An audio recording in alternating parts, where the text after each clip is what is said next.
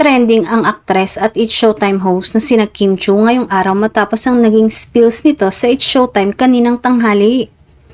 Agad na nag-post si Kim Chu sa social media ang mga chismis tungkol umano sa kanyang pagbibigay ng pahayag tungkol kay dating Pangulong Rodrigo Duterte.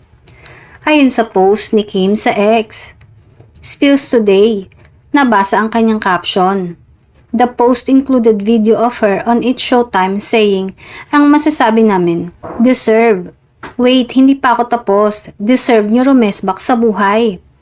Nagsimulang kumalat ang ilang fake post na nagpa-twist sa mga spills ni Kim sa programa. At inakusahan ng aktres ang kanyang mga spills mula sa It's Showtime ay konektado sa pagkakadakip sa dating Pangulo.